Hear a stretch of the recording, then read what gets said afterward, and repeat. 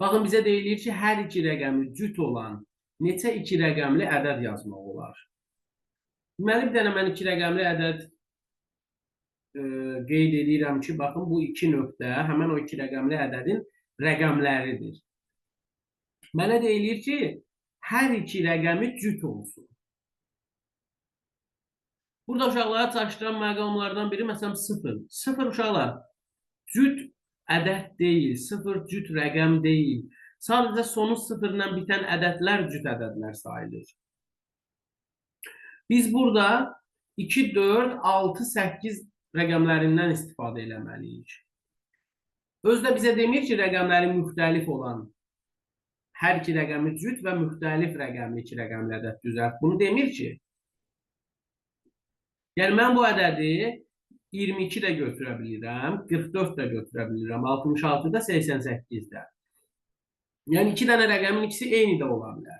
Baxın, 22, 24, 26, 28.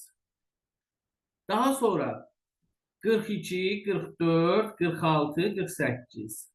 Daha sonra 62, 64, 66, 68. Bir də 82, 84, 86, 88. Baxın, 4 dənə rəqəmə görə hər biri ilə 4 dənə hər iki rəqəmi cüt olan ədəd düzəldə biliriksə 4 vurdu 4, 16 sayda. Nəticədə baxın, saya da bilərsiniz bu ədədləri. Baxın, bunu bu şəkildə də deyə bilərdim mən sizə ki, uşaqlar, birinci rəqəmi mən neçə müxtəlif üsulla seçə bilərəm? 4 müxtəlif üsulla. Niyə? 2, 4, 6, 8. 4 dənə cüt rəqəmim var. Mən bu iki rəqəmli ədədin birinci rəqəmini bu dördündən biri olaraq seçə bilərəm. Yəni, kombinizon 4-dən 1. Yenə ikincisini də bu dördündən birini seçərəm də. İkincisi üçün də bu 4 dənədən birini seçərəm. O da kombinizon 4-dən 1. Nəticədə 4 üsulla birinci rəqəmi seçə bilirəm. 4 üsulla da ikincini seçə bilirəm. Bunların hasili 16. Çünki kombinizon demişəm ki, n-dən 1-ə eləcə n-ə bərabərdir. 4-dən 1 4-dür. Ona görə, yəni cavabımız olur 16. Daha sonra 3.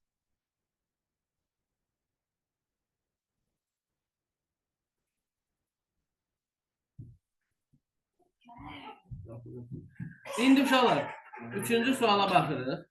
Baxın, burada bizə nə deyilir? Fərqli 5 riyaziyyat və 3 fizika kitabını eyni kitablar yanaşı gəlmək şərti ilə neçə üsulla düzə bilərik? Uşaqlar, bu riyaziyyat kitabları eyni kitab olsaydı, eyni kitab, onda bunların 5-inin öz arasında yer dəyişməsi fərq yaratmazdı. Amma fərqli 5 riyaziyyat kitabı deyir mənə. Baxın, 5 dənə riyaziyyat kitabı, 3 dənə də fizika kitabı. Deyir ki, eyni fənn kitabları yanaşı gəlmək şərti ilə neçə üsulda düzülə bilər? Yəni, mən bu riyaziyyat kitablarının 5-inə də 1 kimi baxıram, fizika kitablarının 3-ünə də 1 kimi baxıram, bir kitab kimi. Çünki fizikalar yanaşı, riyaziyyatlar da yanaşı gəlməlidir. Bu olur 2 faktorial.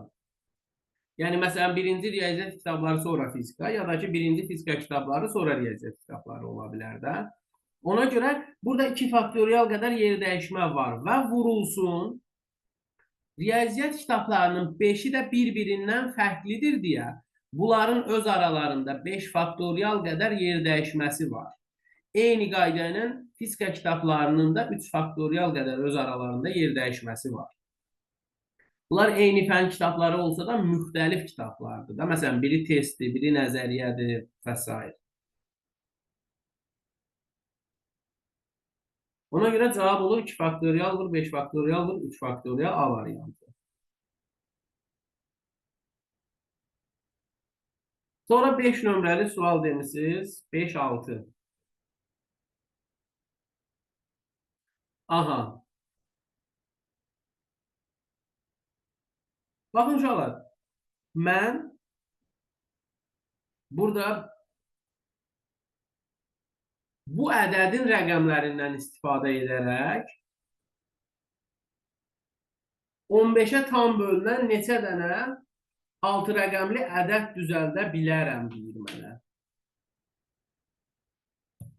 Baxın, burada 6 nöqtə qeyd edirəm ki, bu 6 rəqəmli ədədin birinci, ikinci, üçüncü, dördüncü, beşinci və altıncı rəqəmlərinin yeri olaraq qeyd edirəm bu nöqtələri. Əvvəlcə siz onu bilməlisiniz ki, 15-ə bölünmə əlaməti necə idi? Hansı ədədlər 15-ə bölünürdü? 3-ə və 5-ə bölünən ədədlər 15-ə bölünür. 3-ə bölünmə əlaməti necə idi? Rəqəmlərinin cəmi 3-ə bölünən ədədlər 5-ə tam bölünür. Sonu da 5 ilə bitən və 0 ilə bitən ədədlər 5-ə tam bölünür.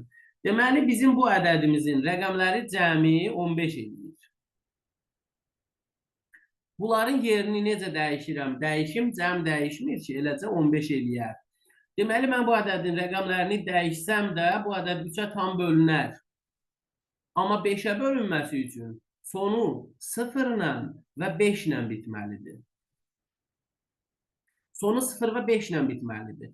Deməli, mən digər 4 dənə rəqəmin yerini dəyişməliyəm. Sonu 0 ilə bitirsə bu ədədin, sonu 0 ilə bitirsə, yerdə 4 dənə rəqəmimiz qalır. O 4 dənə rəqəm, daha önce 6 rəqəmdir deyə, sonu 0-dırsa, yerdə 5 rəqəm qalır. O 5 dənə rəqəm 5 faktorial qədər yer dəyişmə edəcək. Və yaxud bunu belə də yaza bilərdiniz ki, yerdə qalan 5 dənə rəqəmdən birini birinci yerə 5 üsuluna, yəni kombinizon 5-dən 1, yenə 5 eləyir.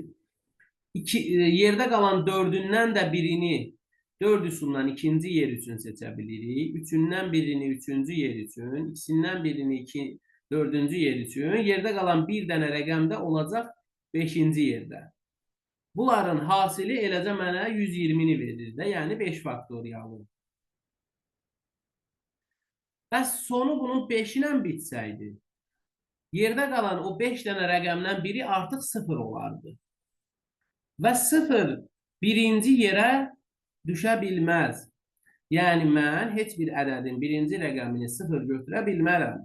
Yəni, mən fərz edirəm ki, bu ədədin sonu 5 ilə bitirsə, yerdə qalan bu 5 dənə rəqəmdən biri 0-dır deyə, artıq mən 0-ı birinci yerə yaza bilmirəm. 0-ı da çıxsam, birinci yer üçün 4 dənə seçimim qalır. Yəni, o 4 dənə rəqəmdən birini 4 üsulda seçə bilirəm də, kombinizon 4-dən 1. O da 4 edir. İndi bu 4 rəqəmdən birini yazandan sonra birinci yerə qalır 3-ü və plus 0 da var. Yenə ikinci yer üçün də 4 seçim. Artıq burada birini yazdıq, 0 da daxil olmaqla.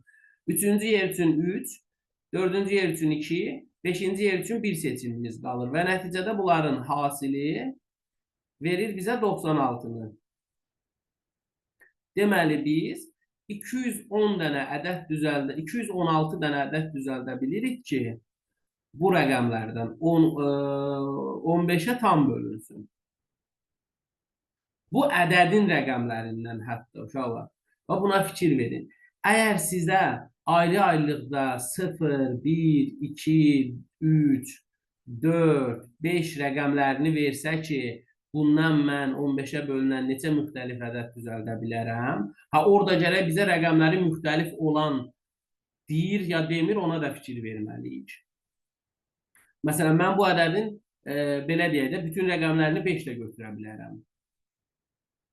555.555 də götürə bilərəm bu ədədi.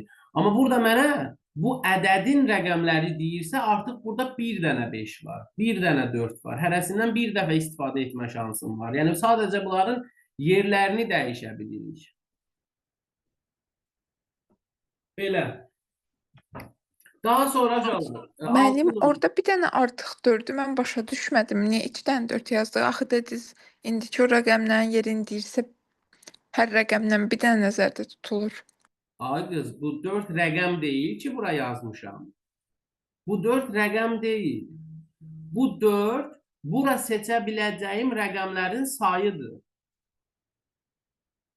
İkinci 4, bax, gör nə deyirəm. Mən dedim ki, bu ədədin, tutaq ki, sonu 5-dir. Son rəqəmi 5-dir. Aydındır. Yerdə neçə dənə rəqəmimiz qalır? 5 dənə. 0, 1, 2, 3, 4. Bu 5 dənə rəqəmdən 0-ı mən birinci yerə yaza bilmirəm axı. Yerdə qalan 4-ündən birini seçirəm ora üçün 4 üsulundan. Yəni 1 də yaza bilərəm, 2 də yaza bilərəm, 3 də yaza bilərəm, 4 də. Hər birini yazanda yeni bir ədəd düzəlir. İndi mən dedim ki, bura 0-ı yaza bilmirəm. 4-ündən birini yazıram. O 4-ündən birini yazmışamsa yerdə qalır 3 dənə rəqəm. O 4-ündən 3-ü qalır və plus 0 da qalıbdır. Mən ikinci yerə artıq 0-ı yaza bilirəm deyə, ikinci yer üçün də 4 dənə rəqəmdən birini seçə bilirəm. Yəni 4 üsulundan da.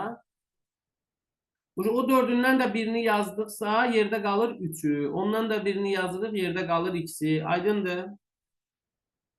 Bəli. Dəqiq. Bildim. Gec bildin də amma. Allah səni öldürməsin. Yazıqsan. Sonra 6-cı sual. 7 nəfərlik bir qrupda Cəmil və Tahir bir yerdə olmamaq şərti ilə 3 nəfərlik bir qrup qurulmalıdır.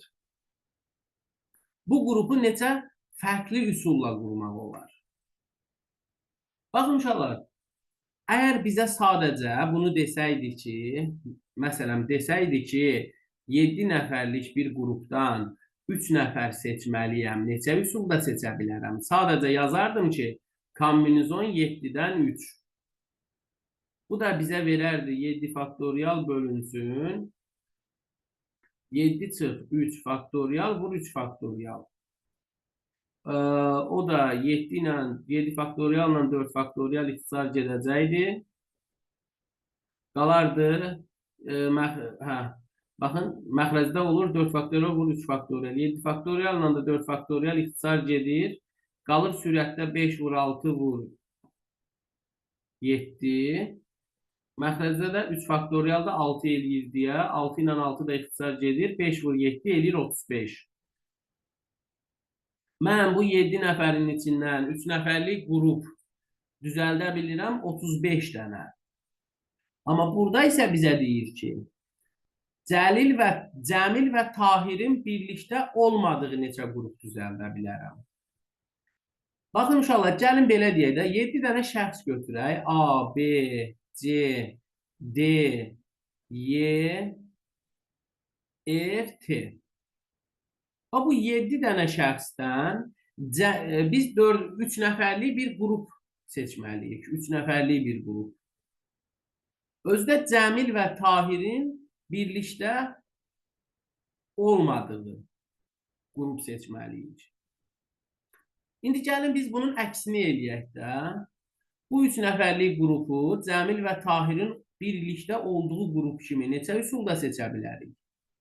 Baxın, Cəmil, Tahir, bir dənə də A şəxsini yazaram bunların yanına. Cəmil, Tahir, bir dənə də B şəxsi. Cəmil, Tahir, tutaq ki, D şəxsini. Cəmil, Tahir, Y şəxsini. Cəmil, Tahir, F şəxsini. Yəni mən 7 nəfərdən ikisi Cəmil ilə Tahirdir. 3 nəfərlik qrup seçməliyəm. Bu 3 nəfərdən ikisi Cəmil ilə Tahirdirsə, 3-cü şəxsi yerdə qalan 5-indən seçərəm. Hər dəfə yerdə qalan 5-indən birini bunların yanına yazanda, baxın, Cəmil və Tahirin birlikdə olduğu 5 dənə qrup düzəldə bilirəm. Bəs mən demişdim ki, 7 nəfərdən 3 nəfərlik neçə qrup düzəldə bilirəm? 35 dənə. İndi Cəmil və Tahirin birlikdə olmadığı qrupların sayını soruşursa, Cəmil və Tahirin birlikdə olduğu qrupların sayını çıxın bütün qrupların sayından olacaq 30. Aydındır burası?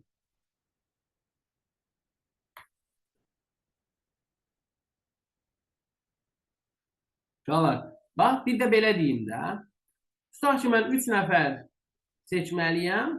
Bu 3 nəfərdən birinci və ikincisi bəllidir ki, Cəmil ilə Tahirdir. Bu dəyişmir. Üçüncü şəxsi o 5 nəfərdən seçəcəm. O 5 nəfərdən birini seçəcəm. O 5 nəfərdən birini də kombinizon 5-dən 1. Yenə də 5 üsulundan seçə bilirəm də. Aydındır. Deməli, mən Cəmil və Tahirin birlikdə olduğu 5 qrup düzəldə bilirəm.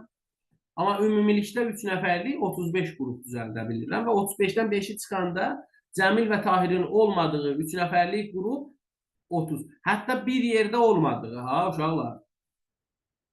Yəni Cəmil və Tahirin olmadığı yox. Cəmil və Tahirin bir yerdə olmadığı 30 nəfərlik qrup düzəldirəm. Yəni Cəmil A və B şəxsi, Tahir, nə bilim, A və B şəxsi ola bilər. Amma həm Cəmil, həm də Tahirin birlikdə olmadığı 30 nəfərlik qrup düzəldə bilirəm. Kimsə başa düşmədisə, bir də izah edə bilərəm, soruşa bilər uşaqlar. Yəni, nə isə başa düşmədisə, soruşa bilərsiniz. Daha sonra, başqa hansı sual soruşmuşdunuz 11-ə kimi?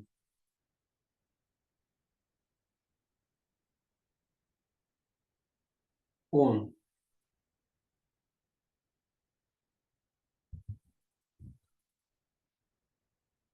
Baxın, deyir ki, 6 nəfərlik bir qrupda 3 nəfər Naxçıvana, 3 nəfər isə İsmailiyə gedəcək.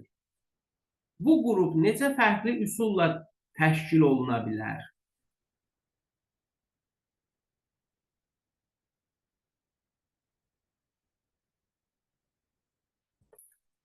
Baxın uşaqlar, görün nə deyirəm sizə. Mən burada bilirəm ki, 6 nəfər var. Və bu 6 nəfərdən 3-ünü seçəcəm. Ya İsmailiyə ya da Naxçıvana göndərəcəm. Artıq o yerdə qalan 3-ü isə, məsələn də 6-sından 3-ünü seçirəm, kombinizon 6-dan 3. Bu eləyir 6 faktorial bölünsün, 3 faktorial vur 3 faktorial. 6 faktorial da 3 faktorial vur 4 vur 5 vur 6 yazanda 3 faktorial vur 3 faktorial. Bak 3 faktoriallar ixtisar gedir. Bu 3 faktorial zaten 1 vur 2 vur 3 6 eləməkdir. 6 eləyəcək. 6 ilə də bu 3 faktorial ixtisar gedir. Nə qalır? 4 vur 5 20. Mən bu 3 nəfərlik qrupu 20 üsulla seçə bilərəm. 3 nəfəri. Baxın, belə fikirləşək də. 6 nəfər şəxsdən mən 3-ünü seçib Naxçıvana göndərirəmsə, deməli, yerdə qalan 3-ü İsmailiyə gedəcək də. Onları seçməyə ehtiyac yoxdur ki. Və yaxud da mən o 3 nəfəri seçib İsmailliyə göndərirəmsə, yerdə qalan 3 nəfər də deməli Naxçıvana gedəcək də. Çünki cəmi 6 nəfər var axı burada. Mən eləcə sadəcə 3-ünü seçib götürdüm, dedim bu 3 nəfər Naxçıvana gedirsə, yerdə qalan 3-ü deməli hara gedəcək? İsmailiyə. Da onları seçməyə ehtiyac yoxdur ki, cəmi elə 3 nəfər qalıb da orada. Buna görə də sadəcə biz bu 6 nəfərdən 3-ünü seçirik. Bəli, əvvəlki qəbulları yazacağıq. Sadəcə kombinizon 6-dan 3 oldu bunun cavabı. Hətta qoy biraz da ətraflı deyim sizə, uşaqlar. Əgər burada 10 nəfər versəydi, 6 nəfər yox, məsələn 10 nəfər versəydi, mən yazardım ki, kombinizon 10-dan 3 vurulsun, kombinizon 7-dən 3. Niyə? Elə ki, 10 nəfərdən 3-ünü seçərdim, Naxçıvana göndərərdim. Yerdə qalan 7-sindən də 3-ünü seçib İsmailiyə göndərərdim. Amma burada təkcə 6 nəfərdir, 3-ünü seçirəm, o yerdə qalan 3-ü də deməli digər rayona gedəcək. 11 nömrəli sual. A şəhərindən B şəhərinə 6 yol var. B-dən də C-yə 2 yol var. Baxın, mən A şəhərindən C şəhərinə B-dən keçmək şərti ilə neçə üsulla gedə bilərəm? 6 vur 2. 12 üsulla.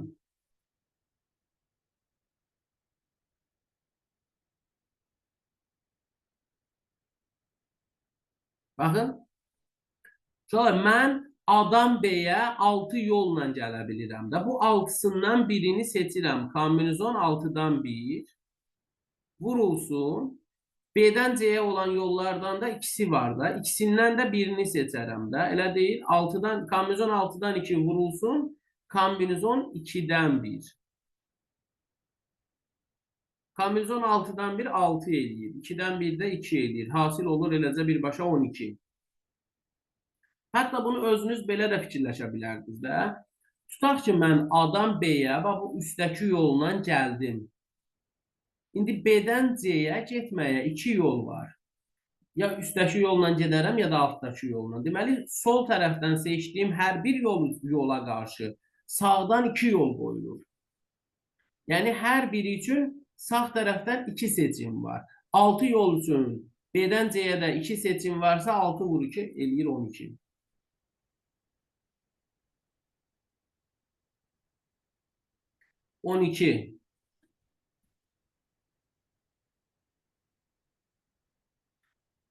Baxın uşaqlar, 12 nömrəli sualda sizə deyir ki, ABCD və kiçik ABC hərflərinin bütün mümkün yer dəyişmələri aparılır. Böyük hərflə başlayıb, böyük hərflə qurtaran bütün halların sayını tapın.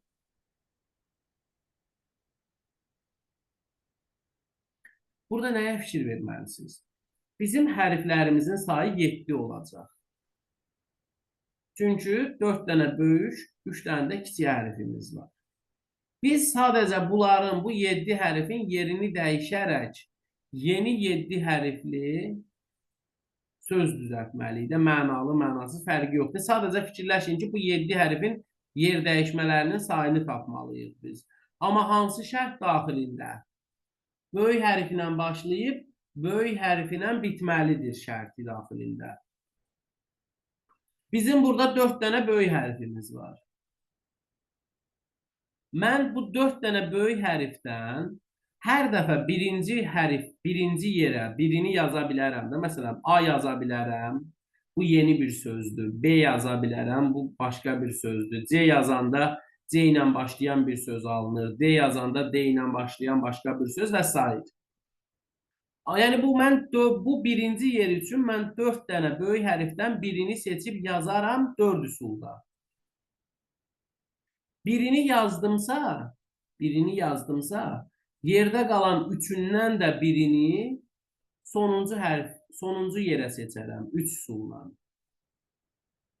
İndi birinci və sonuncu yerə 2 dənə hərfi seçib yazmışamsa, bu 7 hərfdən qalır 5-i. O 5-indən də birini ikinci yerə 5 üsuldan yazdımsa qalır 4-ü. 4 üsulla birini 3-cü yerə, qalır 3-ü. 3 üsulla birini 4-cü yerə seçirəm, qalır 2-si, qalır 1-i. Bunların hasili bizə verir 1440. Yəni mən böyük hərflə başlayıb, böyük hərflə bitən 1440 dənə beləcə söz düzəldə bilirəm. Bu verilənlərdən.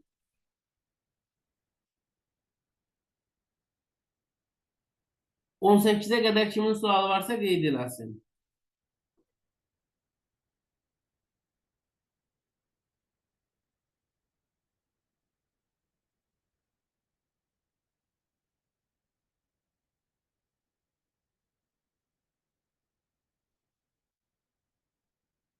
Suallarınızı qeyd eləyin.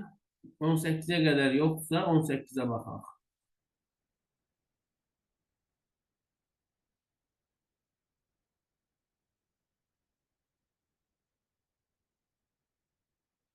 Aha.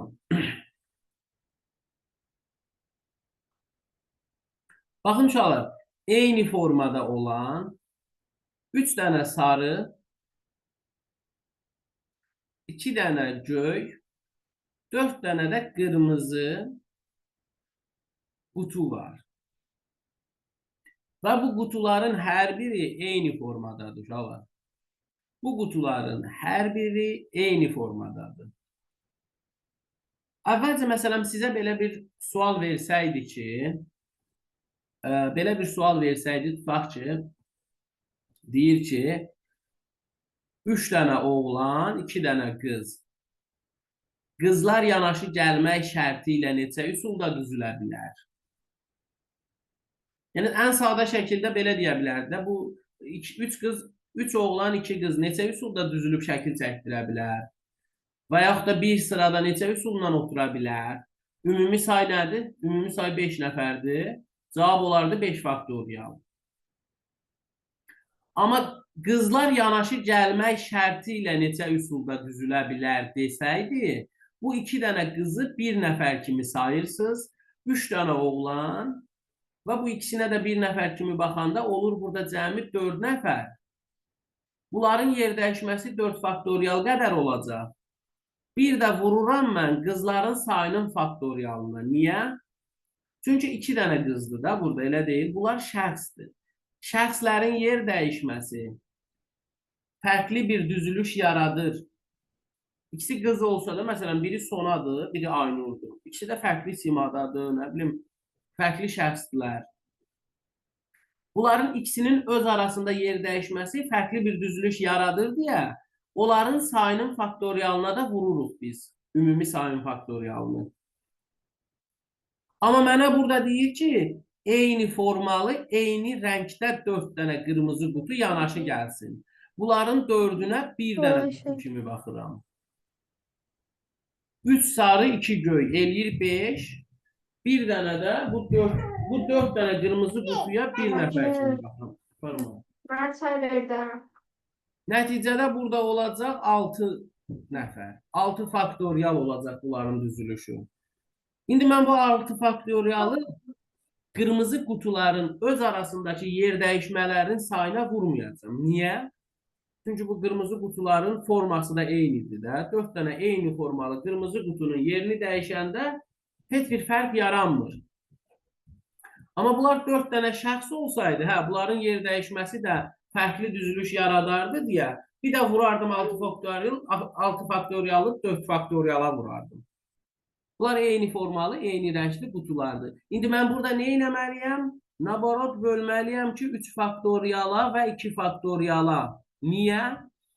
Çünki 3 dənə sarı qutu da eyni formalı, 3 dənə sarı qutunun da yer dəyişməsi fərqli bir düzülüş yaratmır deyə, onların sayının faktorialına bölürəm ümumi 6 faktorialı. Eyni zamanda 2 dənə göy qutunun da yer dəyişməsi fərqli bir sıra yaratmır deyə bölürəm 2 faktoriala. Niyə? Çünki bu 6 faktorialın içində sarı ilə sarının da yer dəyişməsi var. Göy ilə göyün də bir-biri ilə də yer dəyişməsi var bu 6 faktorialın içində. Biz bölürük təkrarlananların sayının faktorialına. Necə ki, məsələn, 11, 14, 13 nömrəli sualda deyirdi, Demetevlər sözünün hərflərinin yerini dəyişərək neçə mənalı və mənasız söz düzəldə bilərik. Orada biz 10 faktorial böl 4 faktorial niyə yazdıq? Dedik ki, 4 dənə E var. Eynən E yerini dəyişəndə yeni söz yaranmır ki. Ona görə bölürdük təkrarlananların sayının faktorialına. Burada da eləcə. Ancaq bunlar şəxs olsa, fərqli qutular olsaydı, mən bunun cavabını sadəcə 6 faktorial vur 4 faktorial yazardım, olub bitərdi. İndi biz bunu hesablasaq, 6 faktorialla 3 faktorial ixtisar gedir. Qalır 4 vur 5 vur 6 böl 2. Deməli, o da bizə nəyi verəcək? 60'ı. Növbəti sualımız 21-22.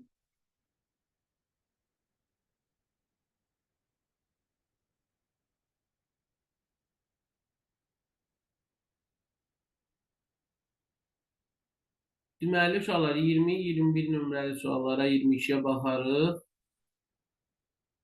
6'da 2'ni 3'e vurduq demək, nə demək istədiniz bilmədim. Kimdə sualı soruşan uşaqlar? 6-cı sualdan söhbət gedir. Mənim orada 6 faktorial dediniz, amma mən onu tam tutmadım. 6 faktorial niyə olur ki?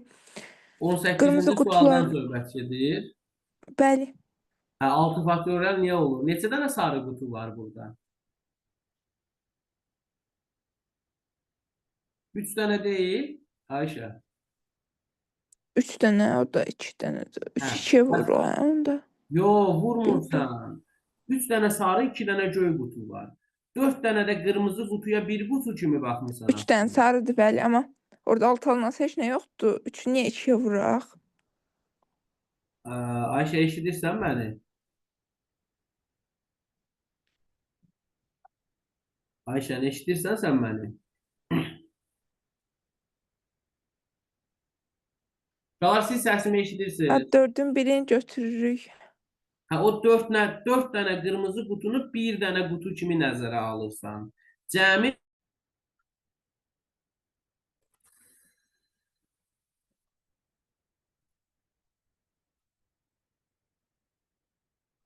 uşaqlar, eşidə bilirsiniz məni?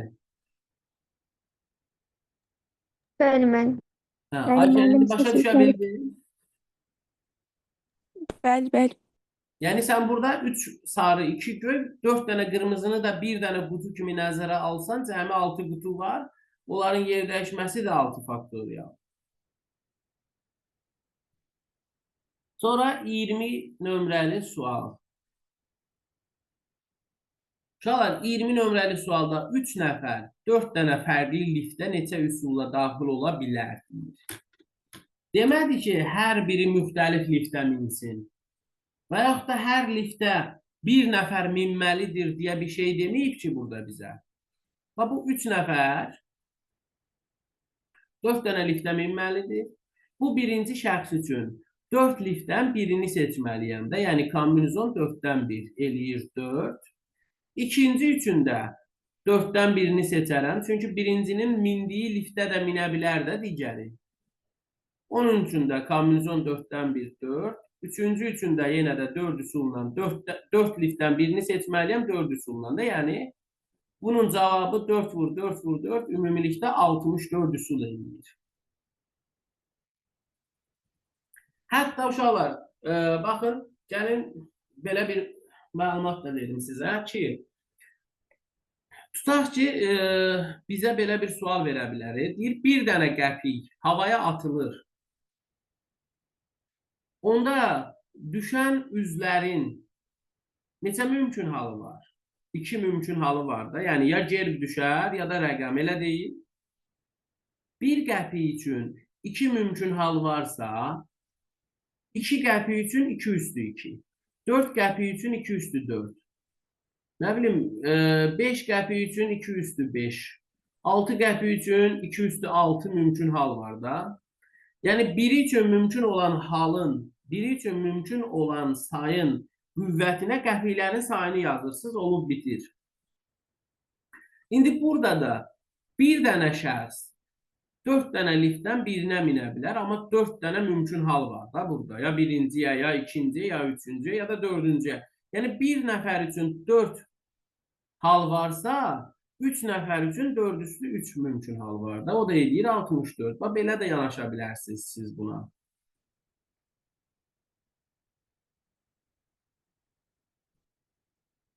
Və yaxud burada belə bir sual var. Deyir ki, 8 nəfər üçün imtahan nəticələrini müvəffəqiyyət baxımından necə mümkün halı var? Bir nəfər imtahandan ya keçir, ya da kəsilir. Bir nəfər üçün 2 mümkün hal varsa, 8 nəfər üçün 2 üstü 8 mümkün hal var da.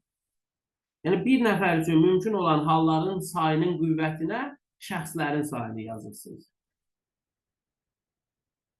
Və yaxud bir dənə zər atılır. Bir dənə zər atılanda düşən üzlərin sayı neçədir? 6-dır da. Bir dənə zər atılanda bütün mümkün hal 6-dırsa, 2 dənə zər atılanda 6 üstü 2-dir, 3 dənə zər atılanda 6 üstü 3-dür və s. Bu halları yaddan çıxartmayın. Eləcə şifahidir bunların cavabı. Gəldi 21 nömrəli suala.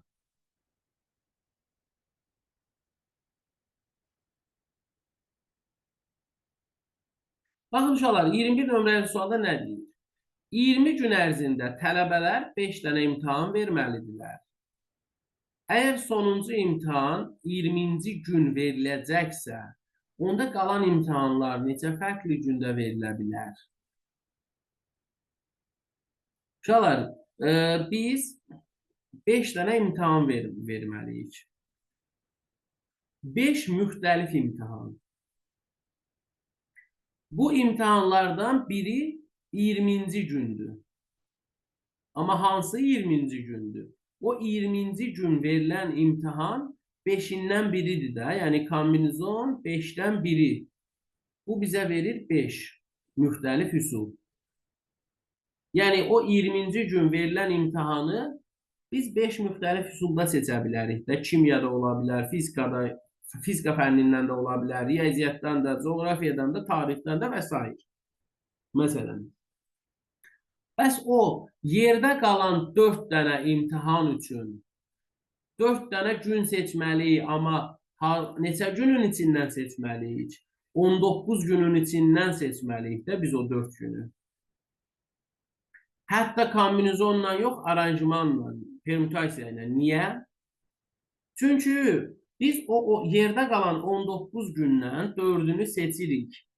O seçdiyimiz günlərin də hansında riyaziyyat fənnindən imtahan olacaq, hansından fizikadan imtahan olacaq, o dəqiq deyil axı. Onların yerləri dəyişəndə yeni bir fərqli bir üsul yaranır axı.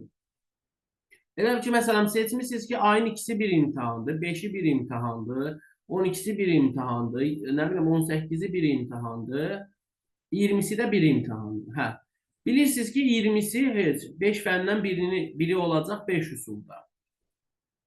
Amma bu 4 gündə, məsələn, ola bilər ki, ayın ikisi riyaziyyat fənnindən imtahan olsun, 5-i fizikadan, 12-si coğrafiya, 18-i tarix. İndi bir də ola bilər ki, məsələn, ayın ikisi fizikadan imtahan olsun, 5-i riyaziyyat, 12-si coğrafiya, 18-i tarix. Yəni, bunların yerləri dəyişəndə bir fərqli seçim olur da, fərqli üsul olur, fərqli sıra olur, fərqli düzülüş olur. Ona görə mən 19 gündən 4-ü kombinizonla yox, aranjmanla seçirəm ki, yerləri dəyişəndə yeni bir sıra yaranır. İndi biz dedik ki, bu 4 günü aranjman 19-dan 4-dən seçirik. Sonuncu gün, ayın 20-ci gün isə o 5 fəndən biri olacaq, amma 5 üsulla da, yəni kombinizon 5-dən 1-dən. Yəni bu hasil bizim cavabımızdır. Baxın, 19 faktorial bölünsün. 19 çıx 4 faktorial, o bizə verir 15 faktorialı. Vurulsun. Kombinizon 5-dən 1, o da 5 eləyir. Biz sürətdə yazacağıq indi. 19 faktorialla 15 faktorial ixtisar gedəndə 16, 17, vur 18, vur 19, bir də vur 5. Hə, bu olur bizim cavabımız.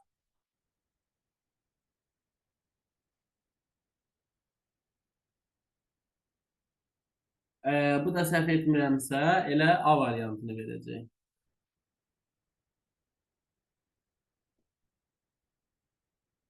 Sonra 22 nömrəli sual soruşmuşsunuz.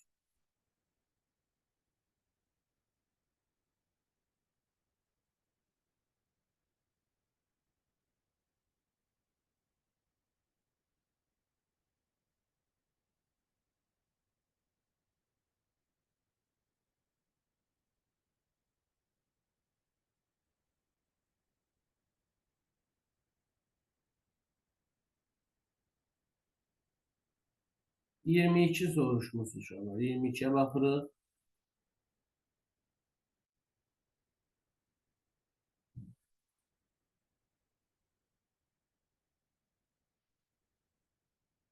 Sonra 20-ci sualın izahına baxmısan sən, yəni eşidə bildin 20-ci sualın izahını. 22-də nə deyir? 32 hərfli Azərbaycan əlifbasının hərflərindən ilk və son hərfləri müxtəlif saitlər, qalan hərfləri isə müxtəlif samitlər olan neçə 5 hərfli müxtəlif mənalı və ya mənasız söz düzəldə bilərik. Yəni, mən 5 hərfli söz düzəltməliyəm. Bu 5 hərfli sözün birinci və sonuncu hərfləri sait olmalıdır. Uşaqlar, bizim neçə dənə saitimiz var? 9. Deməli, mən birinci hərfi, o 9 saitdən birini seçməliyəm də 9 üsulla. Kombinizon 9-dan 1 eləyir 9. Və o 9 saitdən birini bura seçmişəmsə, Yerdə qalan 8 sahibdən də birini sonuncu hərf üçün seçməliyəm də, sonuncu yer üçün. 8 üsulla. Və bu ortada qalan 3 dənə yerə isə ancaq samitlər seçməliyəm. Bizim də 23 dənə samitimiz var. Bu 23 dənə samitdən birini 23 üsulla ikinci yerə, yerdə qalan 22-sindən birini 22 üsulla üçüncü yerə, 21 üsulla da birini dördüncü yerə seçərək ümumilikdə bu hasil verir bizə bu sualın cavabını.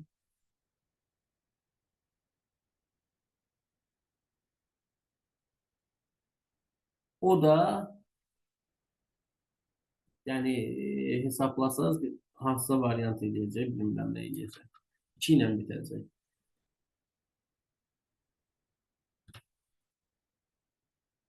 Hə, uşaqlar?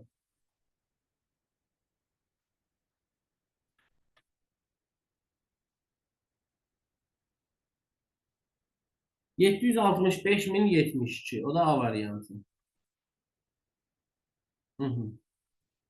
Daha sonra nə soruşdunuz? 25. 25 və 27 nömrəli suallarınıza baxacağım ardıcıl olaraq.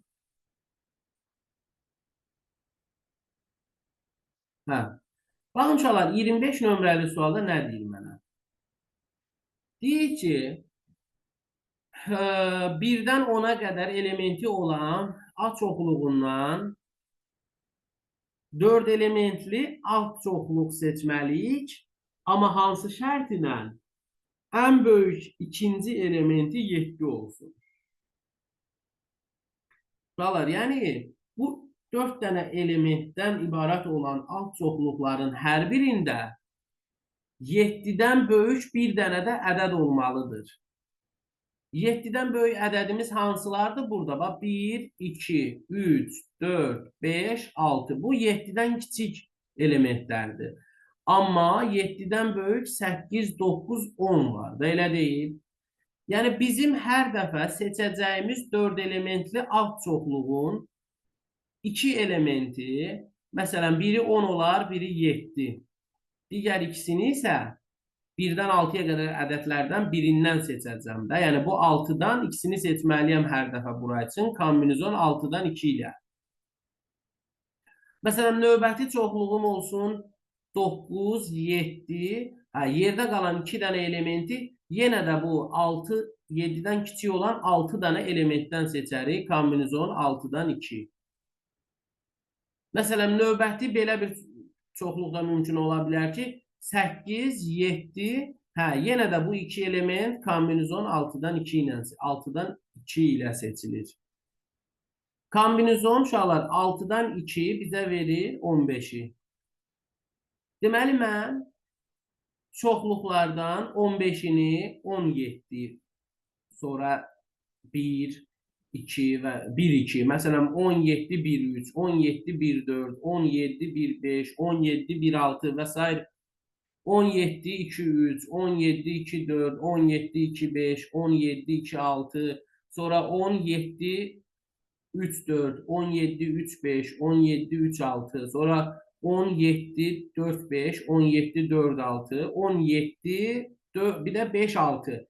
Hər biri üçün, məsələn, 2 elementi 10 və 7 olan çoxluq üçün 15 dənə digər 2 element seçə bilirəm. 15 üsulla. 9, 7 olduğu halda da 15 dənə belə çoxluq düzəldə bilirəm. 8, 7 olduğu halda da 15 dənə belə çoxluq düzəldə bilirəm. Nəticədə bu üçünün hər biri üçün 15 dənə çoxluq düzəldə bilirəmsə, toplam olaraq 45 dənə çoxluq düzəldə bilirik ki, 4 elementli çoxluq düzəldə bilirik ki, həmən çoxluqların ikinci böyük elementi 7 olsun. Yəni 7-dən də böyük bir dənə element olsun orada. Və bunu siz belə də yaza bilərdiniz də uşaqlar. Baxın, 4 dənə element seçirik. Bu 4 dənə elementin biri mütləq 7-dir. 7-dən böyük də mütləq bir dənə element var.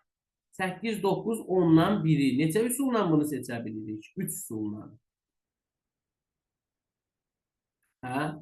Bəs digər 2 elementi isə bu 6 rəqəmindən seçirik də ikisini. Yəni kombinizon 6-dan 2 vasitəsilə.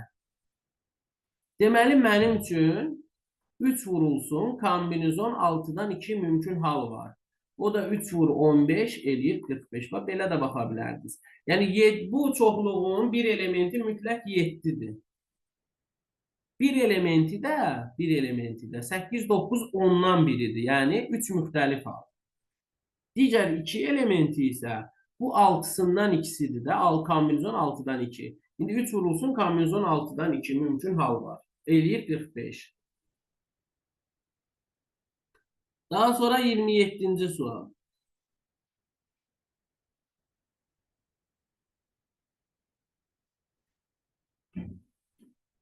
Nə deyir 27-də görək?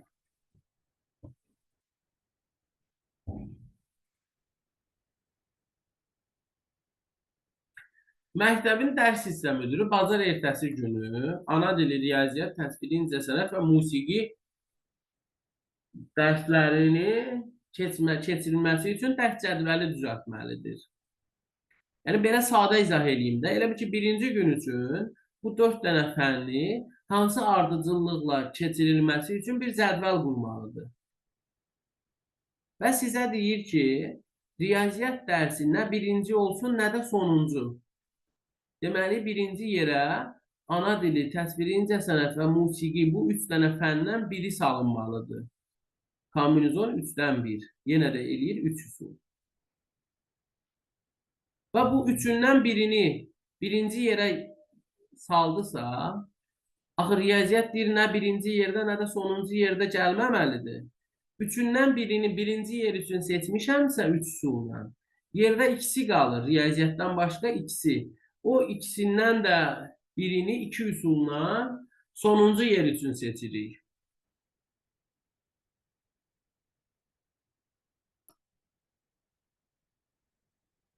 O ikisindən də birini ikinci yeri, sonuncu yer üçün 2 üsulla seçirik. Yerdə qalan o 2 dənə dərslik artıq o ilk ortadakı 2 yerdə 2 faktorial qədər dəyişə bilər və yəni 2 üsulla birini ikinci yerə, yerdə qalan birini də üçüncü yerə. Yəni bunun cavabı olacaq 3 vur, 2 vur, 1 vur, 2.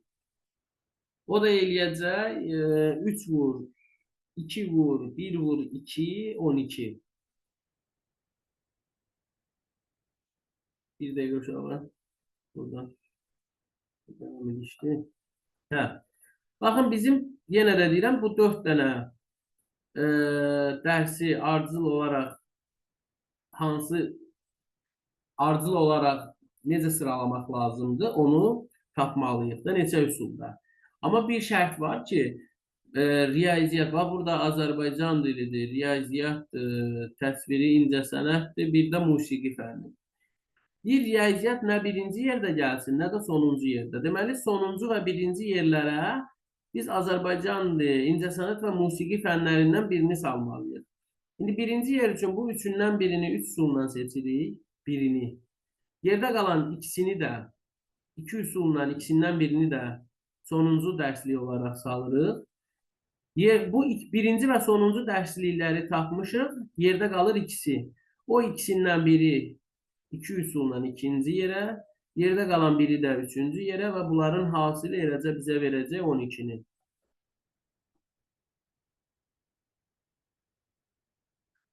Növbəti sual uşaqlar. 30.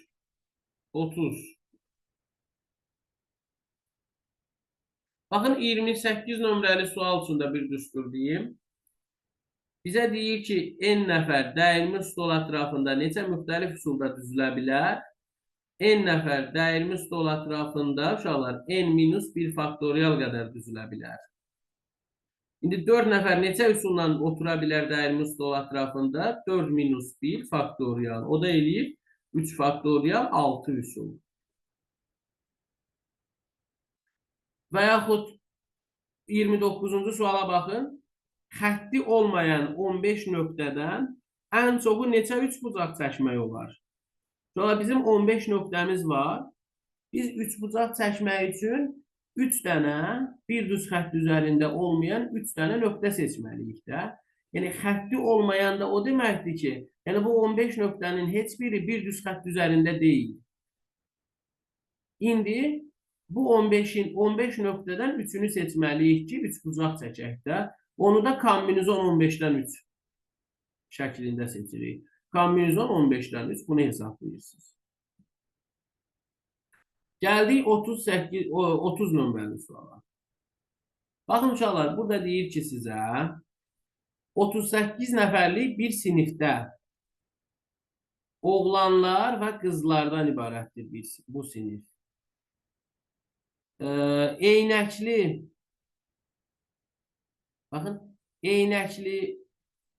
və eynəksiz tələbələr var. Eynəkli və eynəksiz tələbələr var. Belə bir məlumat verib ki, eynəksiz oğlanların sayı eynəkli qızların sayından 2 dəfə çoxdur. Eynəksiz oğlan tələbələrin sayı eynəkli qız tələbələrin sayından 2 dəfə çoxdur. Yəni eynəkli qız tələbələrin sayı x-dırsa, eynəksiz oğlan tələbələrin sayı 2x-dır. Sonra isə deyir ki, eynəkli oğlan tələbələrin sayı eynəksiz qız tələbələrin sayına bərabərdir. Deməli, eynəkli oğlanların sayı da k-dır, eynəksiz qız tələbələrinin sayı da k-dır. Və qız tələbələrinin sayı ümumilikdə 14-dür. Qız tələbələri eynəklisi x sayda, eynəksizi k saydadır. Deməli, k plus x sayda qız var, bunların cəmi 14-dür. Bütün qrup 38 nəfəridir. 14-ü qızdırsa, onda neçəsi oğlandır? 24-ü. Deməli, oğlan tələbələrin ümumilikdə k plus 2x sayda oğlan tələbə var idi. Bu da bərabər olur. K plus 2x bərabər olur 24-ə. Və bu sistem tənliyi tərəf-tərəfə çıxsaz, eləcə x bərabər olur 10-a. Deməli, bu qrupda bizdən soruşur eynəksiz oğlan tələbələrin sayını. Eynəksiz oğlan tələbələr 2x saydaydı. X 10-dursa 2 vurulsun 10 eləyəcək 20.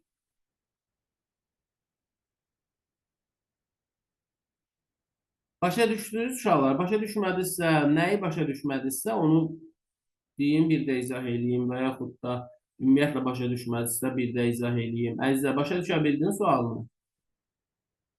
Bəli, müəllim, başa düşdüm. Davamı uşaqlar.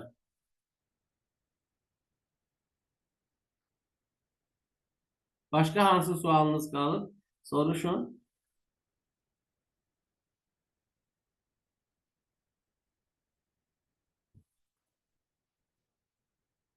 33, 38. Bu günləri mən sizə ehtimalı izah edəcəm zaten. Bu mövzudan 2 sual düşmür.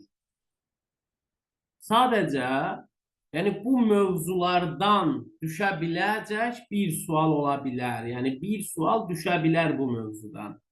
Yəni belə deyək də, ya ehtimal düşə bilər, ya birləşmə düşə bilər. Yəni hamısından yox da, yəni bu kimi mövzulara yer verilə bilər bir sual. İndi o ehtimal ola bilər, ya birləşmə ola bilər, saat bucaq ola bilər, nə bilim, rəqəm məsələsi, mənzil ola bilər. Yəni bu mövzulara çox az yer verilir də. Yəni hardasa belə deyək də, bunlardan sualın düşmə ehtimalı hardasa bir 10%, 15%-ə bərabərdir. Müəllim, üzr istəyirəm. Onda belə çıxır ki, bu 5-6 mövzudan düşsə bir sual düşəcək maksimum. Yəni çox vaxt elə olur. Çox sağ ol.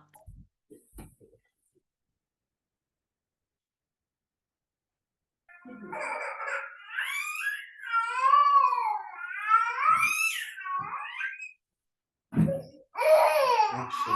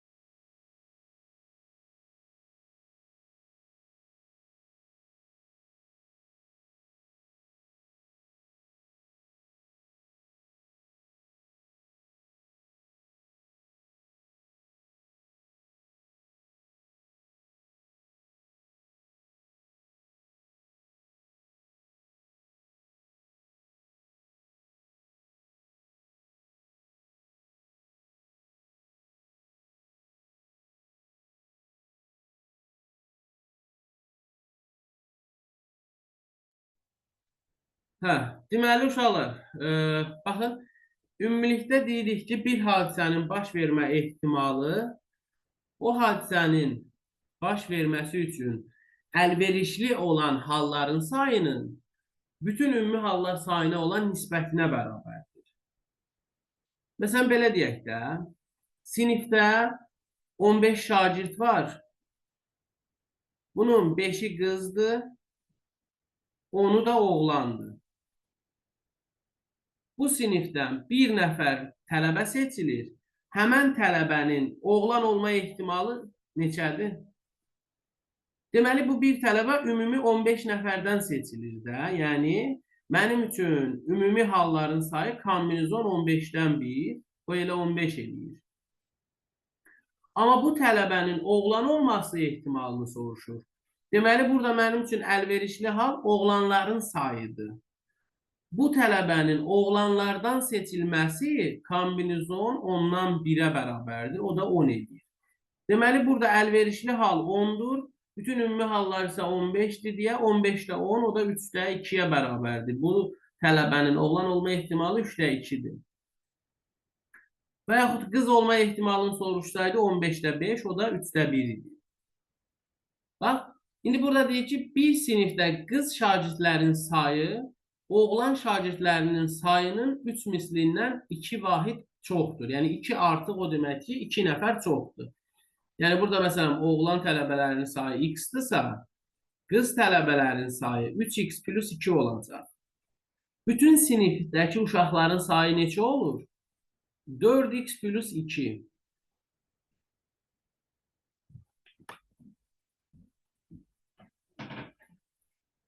Bütün tələbələrin sayı 4x plus 2 nəfərdir.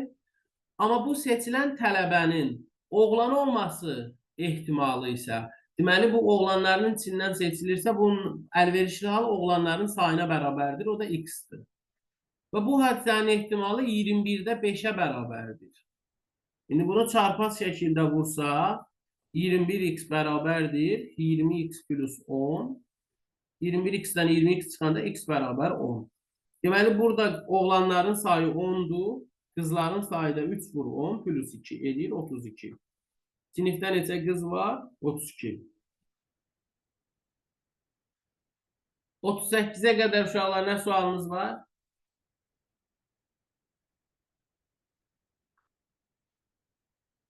Varsa qeyd edin. 38-ə baxıram. Hə. Baxın uşaqlar, qutuda 6 göy və 3 sarı daş var. Qutudan 1 göy və ya 2 sarı daş neçə fərqli üsulla seçilə bilər? Uşaqlar, baxın, burada və ya deyirsə, həmişə biz burada cəmə baxmalıyıq. Mən qutudan bir dənə göy daş seçirəmsə, o göy daşı göylərin içindən seçərəm də. Yəni, burada 6 göy daş var. O 6-sından birini seçirəm. Kombinizon 6-dan 1, 6 üsulla. İndi mən 2 dənə də sarı daş seçirəmsə, o 2 dənə sarı daşı da 3 dənə sarının içindən seçərəm də. Kombinizon 3-dən 2. Və ya deyir deyə bunları həmişə cəmləyirsiniz uşaqlar. 6 üstə gəl. Kombinizon 3-dən 2-də elə nəyə bərabərdir? Deməli, 3-ə bərabərdir də. Deməli, mən 9 üsulla seçə bilirəm bunu. Bəli, və desəydi, baxın, desəydi əgər 6 göy və 3 sarı daş var bir qutuda. Bu qutudan 1 göy və 2 sarı daş neçə üsulla seçilə bilər? Onda 6-dan 1 vurulsun 3-dən 2 olardı. Yəni, burada və ya deyir, o demək, bu və ya o deməkdir ki, uşaqlar. Yəni, mən buradan belə deyək də, ya bir dənə sarı seçim, ya bir dənə göyü seçim, ya da 2 dənə sarı seçim. Məsələn, bax 39-u dedim. 8 dənə tələbənin qatıldığı imtahan müvəffəqiyyət baxımından neçə fərqli üsulla nəticələnir? Biri üçün 2 mümkün hal varsa, yəni ya kəsilib, ya keçib. Bir nəfər üçün 2 mümkün hal varsa, 2 üsul varsa, 8 nəfər üçün 2 üstü 8 sayda. 256. Uşaqlar, növbəti sualınız. Deyəsən sualınız yoxdur. 43.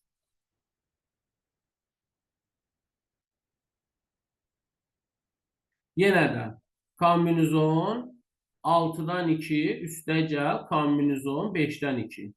Yəni mənə deyir ki, 2 kişi və ya 2 qadın neçə üsulla Mənim- seçə bilərəm? Bu 44. Hə, bu 44-dür, pardon.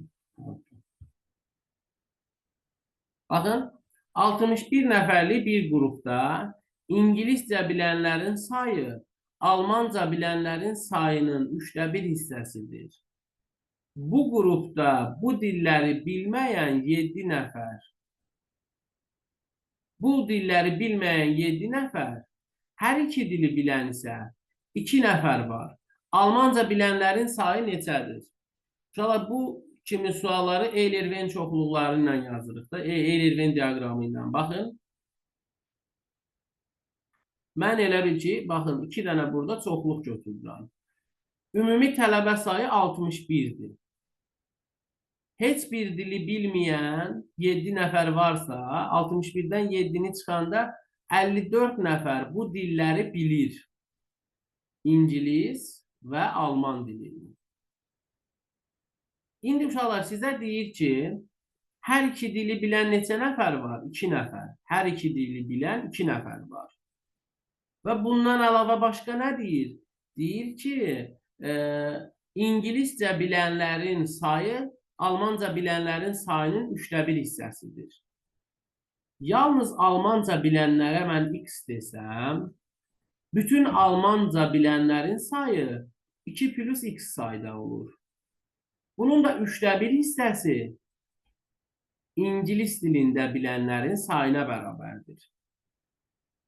Baxın, deyir bizə İngiliscə bilənlərin sayı Almanca bilənlərin sayının 1/3 hissəsidir. Yəni mən yalnız Alman dilini bilənləri X götürəndə 2 nəfər də həm Alman, həm İngilisi bilir də. Nəticədə X plus 2 bütün Alman dilini bilən bütün tələbələrin sayıdır. Bunların da 1/3 bizə verir, deməli, İngilis dili bilənlərin sayı. İndi 2 plus X bölü 3 bütün İngilis dili bilənlərin sayıdır.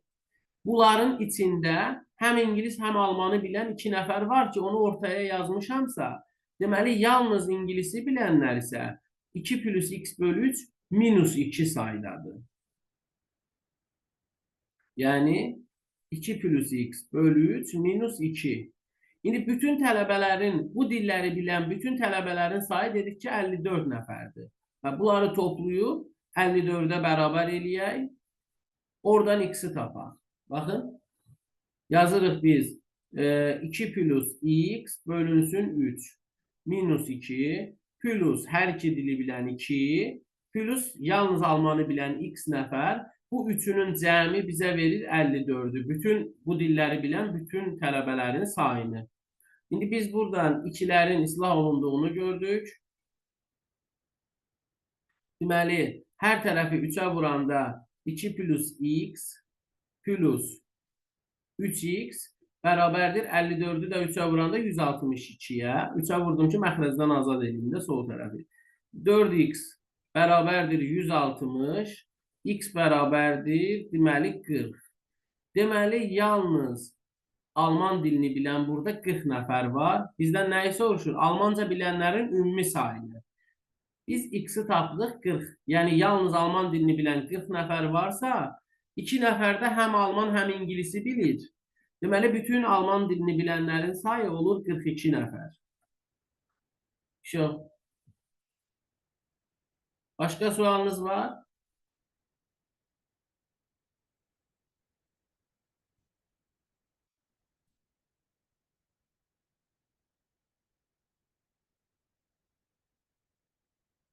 Başqa bir sualınız varsa qeyd edin. Yoxdursa, bu 49 nömrəli sualı izah eləmək istəyirəm sizə. Baxın, uşaqlar, bu 49 nömrəli sualda nə deyir? Qutuda 50 ədəd 4 müxtəlif rəngdə kürəcik var.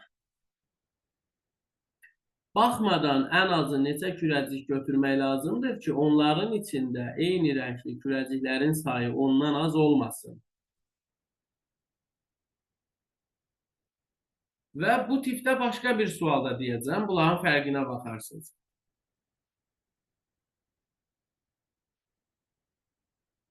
Uşaqlar, baxın, birinci bu sualı düzgün başa düşmək lazımdır. Sizə demir, hər 4 rəngdən 10 dənə olsun. Yox, sadəcə deyir ki, bu qutunun içində 4 müxtəlif rəngdə toplar var. Məsələn, qırmızı rəngdə olan top var, sarı rəngdə olan top var, yaşıl rəngdə olan top var, bir də olsun mavi rəngdə olan toplar var.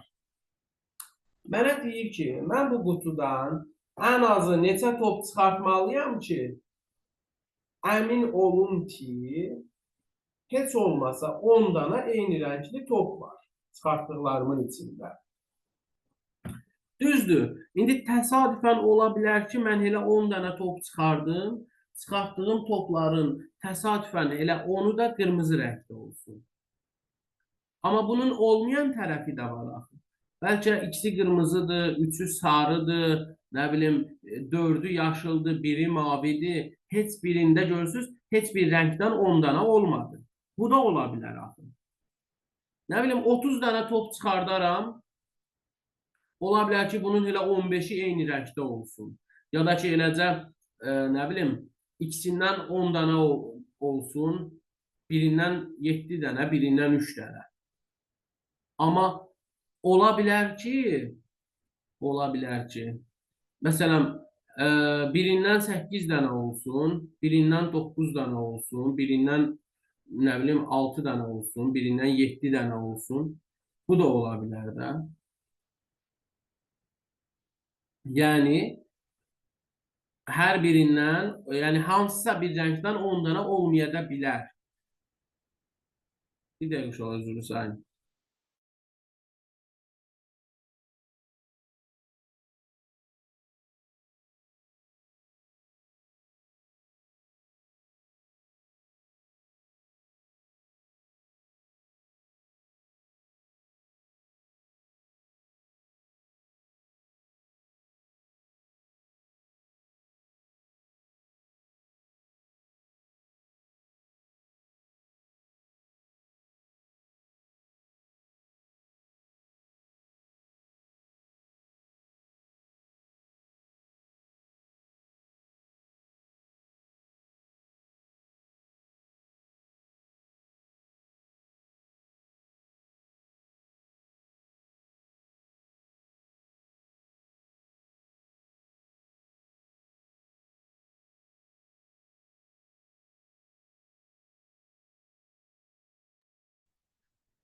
Deməli uşaqlar, baxın burada necə yanaşa bilərik.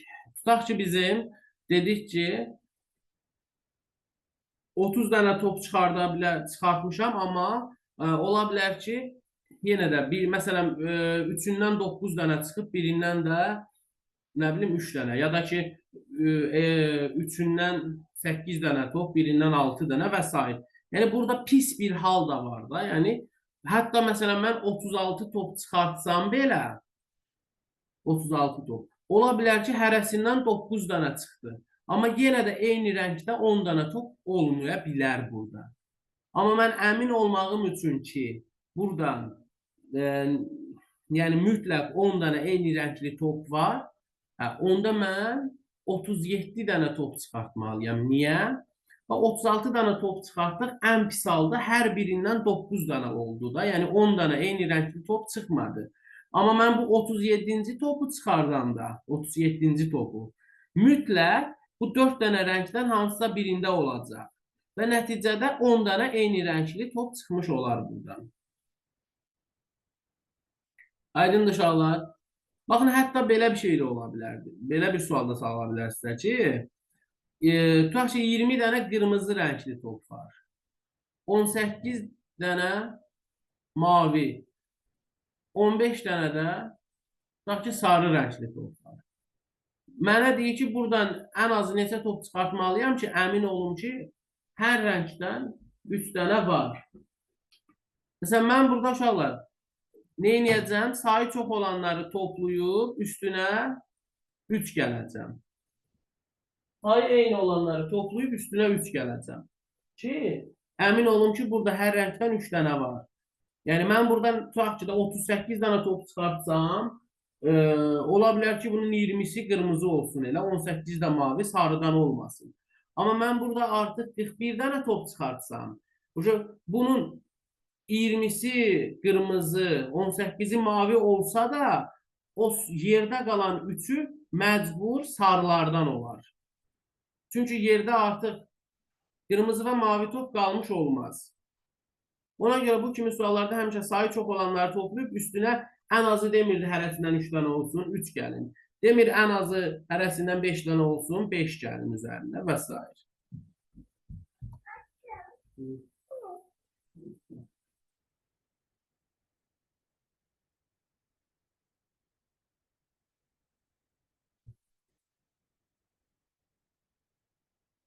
Hə.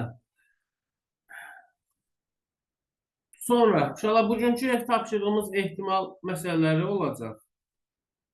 Yəni, azdan çoxdan ehtimal haqqında anlayışınız oldu. Yəni, istənilən bir hadisə üçün əlverişli halların sayı bölünsün, bütün mümkün halların sayına. Bu verir həmin hadisənin ehtimalını. Məsələn, birinci suala baxın. May ayının 25'i bazar günüdürsə, həmin ayda təşkil edilməsi nəzərdə tutulan konsert proqramının həftə sonuna, yəni şənbə və ya bazara təsadüf edilməsi ehtimalı neçədir?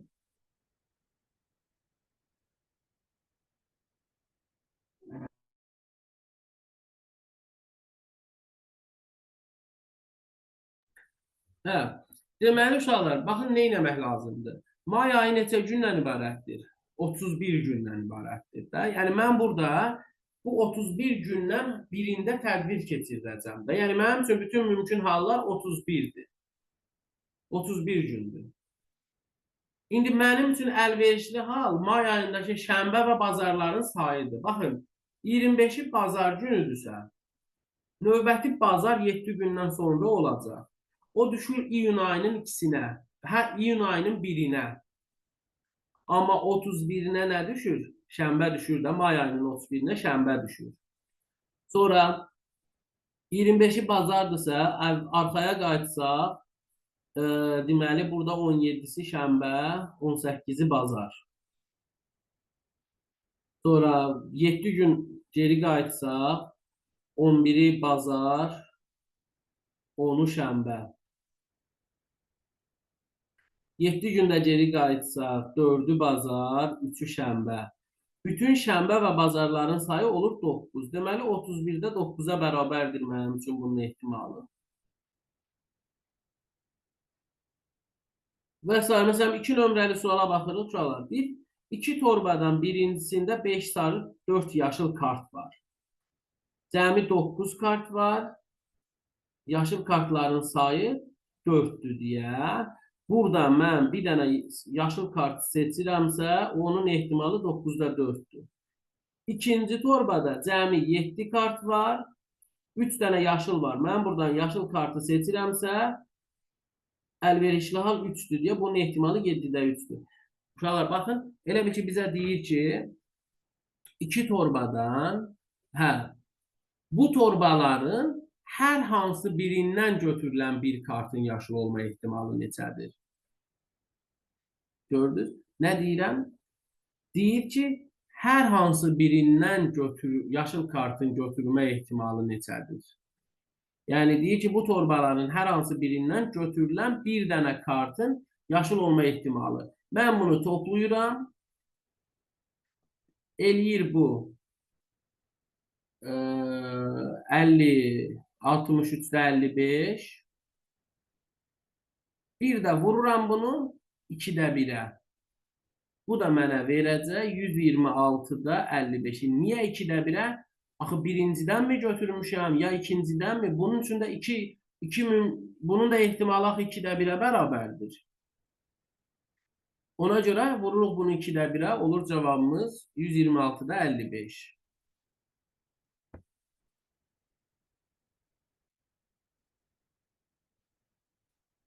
Daha sonra uşaqlar baxın.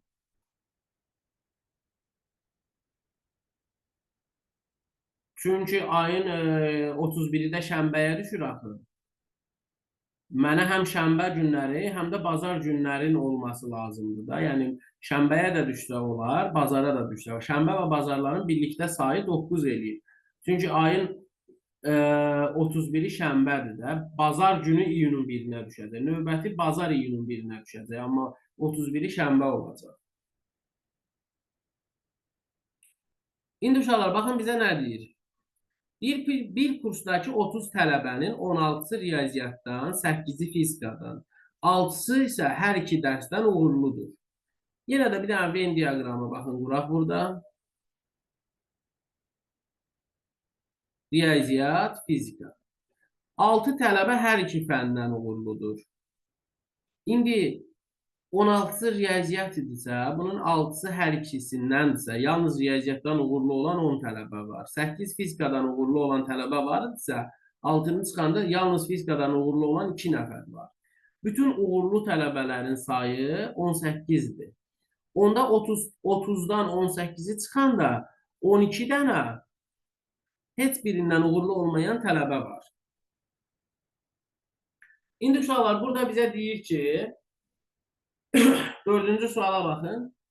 Bir tələbənin 2 dərsin yalnız birindən uğurlu olma ehtimalı nəyə bərabərdir?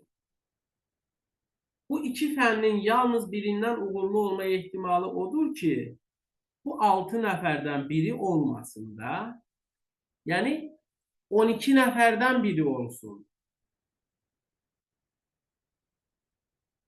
Yəni mən bu bir tələbəni seçirəm 30 nəfərin içindən. Bütün mümkün halların sayı 30-dur. Ümumi halların sayı 30-dur. Amma əlverişli hallar isə 12-dir. Niyə? Çünki bu tələbə deyir ki, bu fənlərdən yalnız birindən uğurlu olsun da. Yəni bu 12 nəfərdən biri olsun. Ya riyaziyyatdan, ya da yalnız riyaziyyatdan və yalnız fizikadan uğurlu ola bilər də. Həm riyaziyyat, həm fizikadan uğurlu olanlardan olmasın. Bunu da 6-ya ixtisar aparanda 5-də 2 eləyir.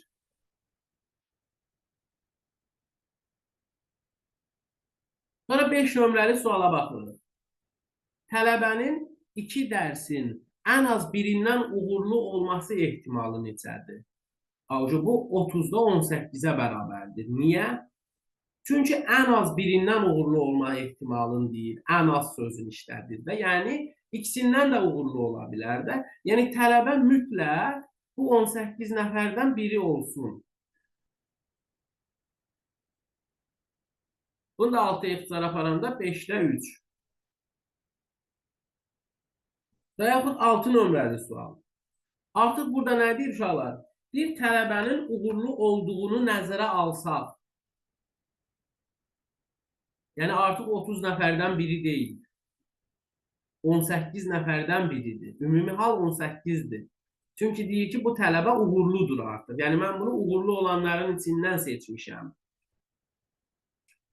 Və yalnız riyaziyyatdan uğurlu olma ehtimalı neçədir? Yalnız riyaziyyatdan. Yəni bu 10 nəfərdən biri olma ehtimalı neçədir? Əlverişli hal oldu 10.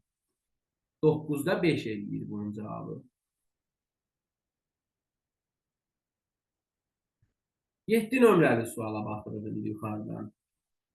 Deyir, tələbə fizikadan uğursuzdursa, fizikadan uğurlu olan neçə nəfər vardı? 8 nəfər. İndi tələbə fizikadan uğursuzdursa, deməli, ümumi hallar 22-dir də. 30 nəfərdən 8-ini çıxdım. Tələbə bu 22 nəfərdən biridir. İndi onun riyaziyyatdan da uğursuz olması ehtimalı neçədir? 12. 22-də 12. Niyə? Yəni, onda bu 18 nəfərdən olmasın da bu tələbə. Yəni, fizikadan uğursuzdur. Riyaziyyatdan da uğursuz olması o deməkdir ki, bu 18 nəfərdən biri deyil. Uğursuz olan bu 12 nəfərdən biri olması ehtimalı neçədir? Əlverişli hal 12-dir deyə 22-də 12. O da bizə verir 11-də 6-nı.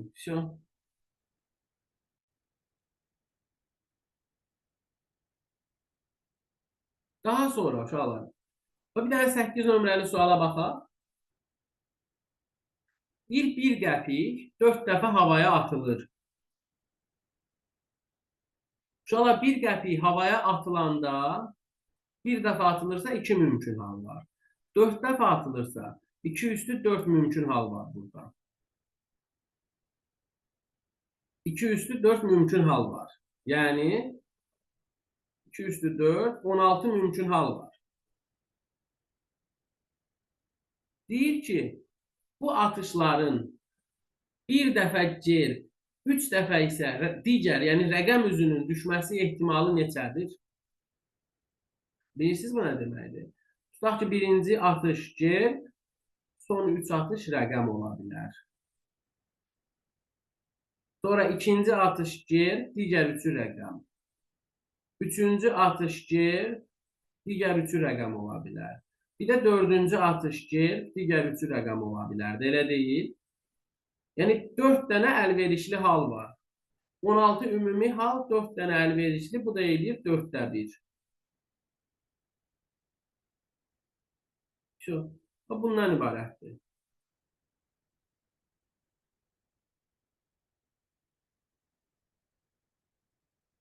Sonra nömrələr atarım, yazarsınız. Yaxşı?